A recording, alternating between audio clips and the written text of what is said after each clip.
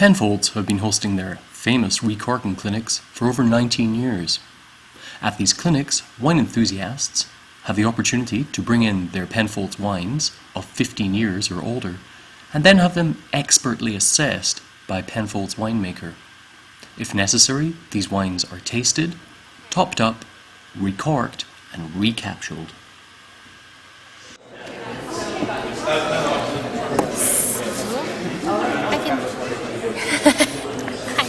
So if you want to just take a look at this very quickly, and you can sign this. And this is just validating what you've brought in and that you're okay with us recorking it. However, you don't have to recork it if you don't want to. Okay, that looks good to me.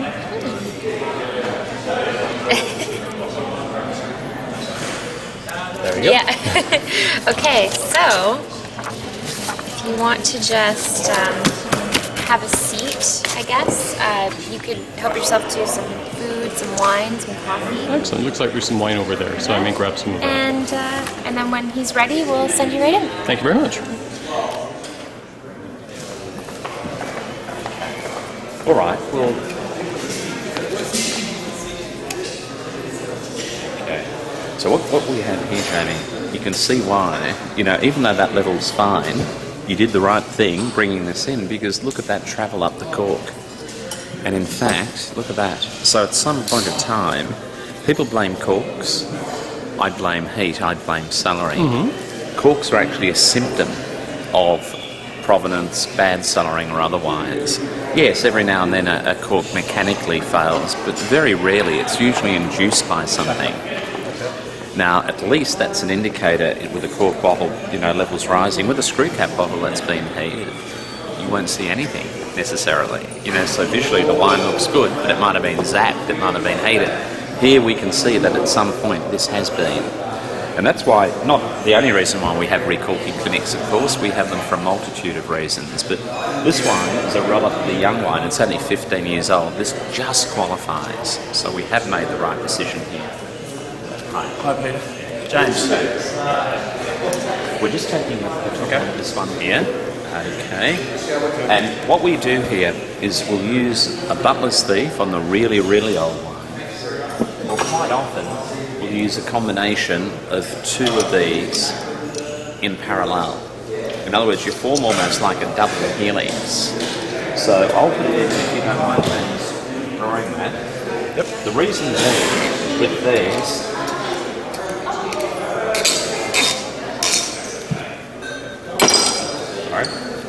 goes on the other side. This minimises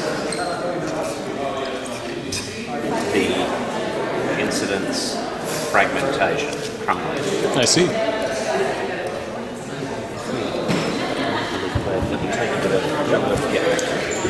Now, this is the bin 28, and it's a bin 28 that's now 15 years old. I'm sure that many people are not actually aware that the bin 28 is capable of aging for quite that length of time. Longer. This is a relatively young bin 28. Now, we're just putting some argon gas into that wine at the moment, just to protect it during this assessment phase. And you can see that, why we have recorking clinic, that cork is showing the signs of heat. And we just put in a temporary cork, if you like, a temporary filling during this assessment phase.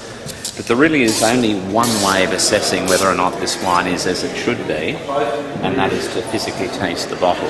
So we pour 15 ml or less, and that represents 2% or less of the content of the bottle. So we're not actually in any way really interfering with the integrity of the bottle. And that's why we only ever recork once. If we poured 50 ml, 100 ml, obviously, you're affecting the bottle and not what's left. Now that, for a 15-year-old wine is looking all right. It's not looking terrific, but the visual cue is just an initial one. Also to taste, to smell, that's all part of the assessment. So this isn't just a matter of bringing in the bottle and having a new cork put into an old bottle of wine. There is this organoleptic assessment, this tasting assessment, and it has to be as it should be for that vintage, past that point of acceptance or higher. It can't be down here somewhere. If it is, it gets a white dot. It might still be drinkable, but not as it should be for that vintage. So not all bottles are certified. So we don't just throw new corks into everything. The Recorking Clinic corks are stamped and dated as such. But there's only one way to try, and that's to taste. Just put some lip gel on that. It's a survival thing. In Sydney and Melbourne, 3 full days of tasting and talking, and the tannins, your lips crack and skin. It's not a good look. That smells wonderful. And what would you be looking for in a bin 28 at 15 years? Thankfully, exactly what we've got happening here. So I say that with a smile. It's losing the last remnants of its primary fruit. It is well and truly into the secondary mode. It hasn't quite reached the tertiary stage. You know, all the tan leather and truffle and bracken and whatever. But it's got a lovely rich mid-palate still. It's got some of the chocolates, a little bit of the licorice. And it is now a more mature red wine, albeit not that old. But remembering too that 95, in the vintages of the 90s in Australia, we were spoilt. The classic vintages were 90 in South Australia, 91, 94 for Cabernet, 96 and 98. So we had 5 stellar vintages. It's never happened across the last, I don't know how many decades.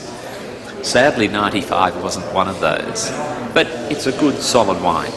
But I'd never pretend that this is a classic bin 28 release. Yes. But it is what it is, and guess what? That wine is tasting as it should for the 1995 vintage. No, you Everything don't. it should be. Sorry, I interrupted you then. No, you don't. You don't actually leave it with the wine missing here, do you? You actually refill it. Grange will top Grange, Sinonri will top Sinonri. In this instance, we're topping this wine with bin 28, but always the current release. Oh, I see. Always the current release. Now, because we've only poured 15 ml or less into the bottle, it's 2% or less of the volume of the bottle. So we've marginally freshened it up.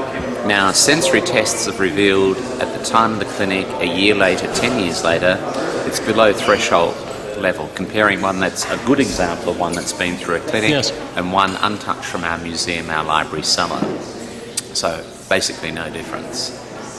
You know, there is a difference, there has to be.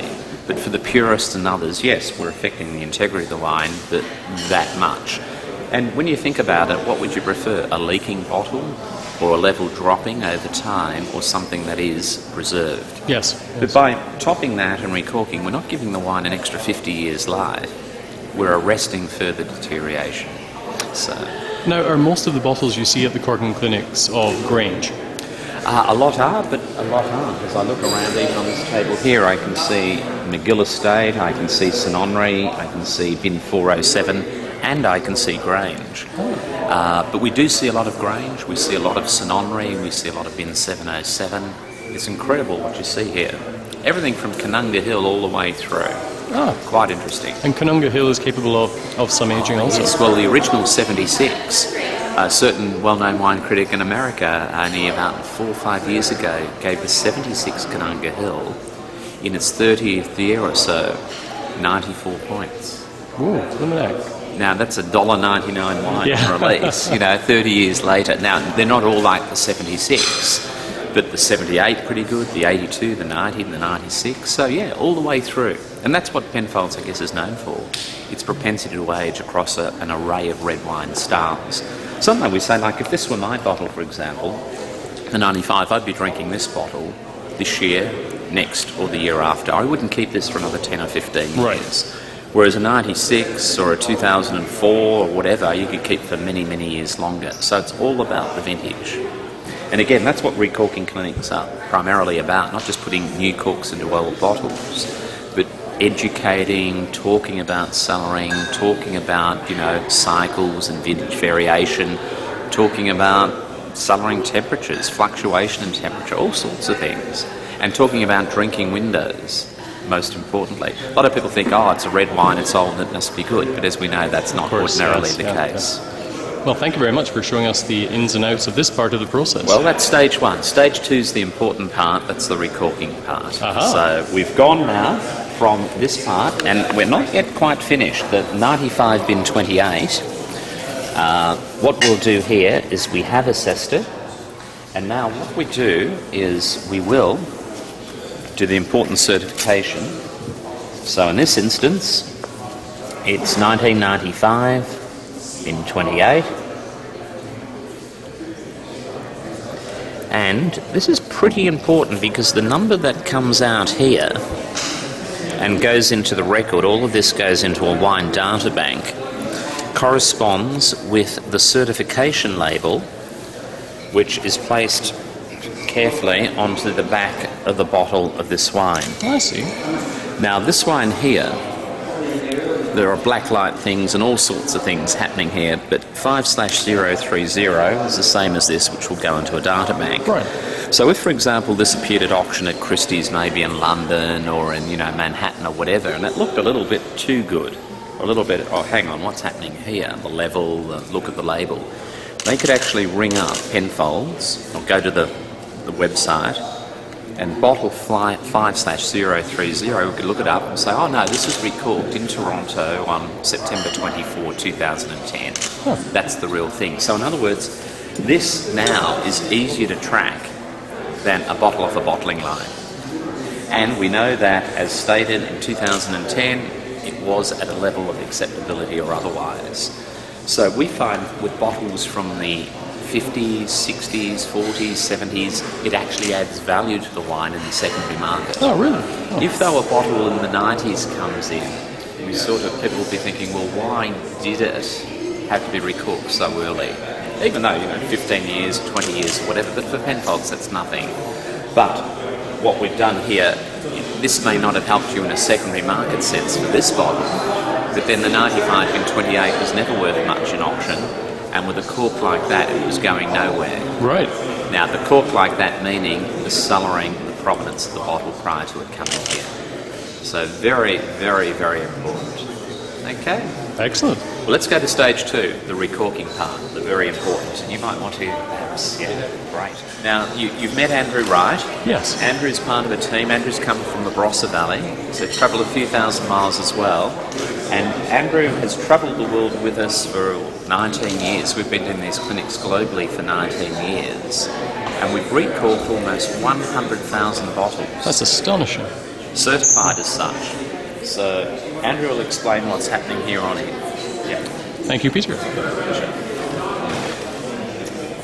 What we'll do now is readjust the level of the wine to the correct level so that when we put the cork in, the headspace is the correct level, that if there was to fluctuate in temperature or anything, it wouldn't push the cork back out of the bottle. This bottle will receive a Penfolds 2010 Red Wine Clinic cork. Reference 1 corks, they're all reference 1 corks.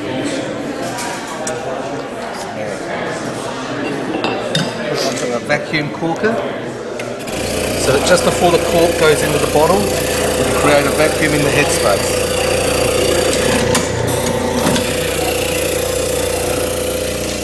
There you go. Just perfect. If you look, Penfolds 2010 Red Wine Clinic, and look at the fill height. That's the original fill height of the perfect. bottle. Yes, yeah. But it's not over yet. Andrew's got a few more tricks.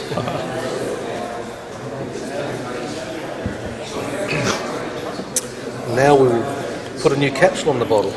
A new Penfolds capsule for Penfolds Red. If it were Grange, it would receive a Penfolds Grange capsule. Now, as you can see, the capsule there, if someone was to get hold of a new capsule and try and put it on the bottle, it looks terrible, plus you can just pull it off. With the capsule spinner here,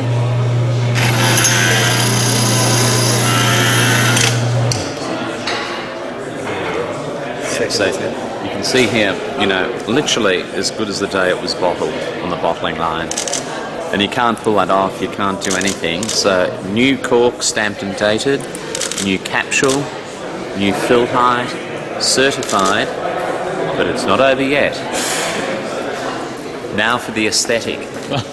Now this isn't just a dressing up. Tissue wrap is added also to protect the wine from light, but also more importantly from a Penfold perspective, we love the tissue wrap. Thank you, Andrew. Fantastic. Look at that. As good as the day it came off the bottling line. In fact, probably better. But if this would leak now, this almost acts like blotting paper, and you will see it in a drop or two will expand, and it's a great visual cue if this wine would leak further. But hopefully that won't happen. Look at that. As good as, well solid, well done, and you leave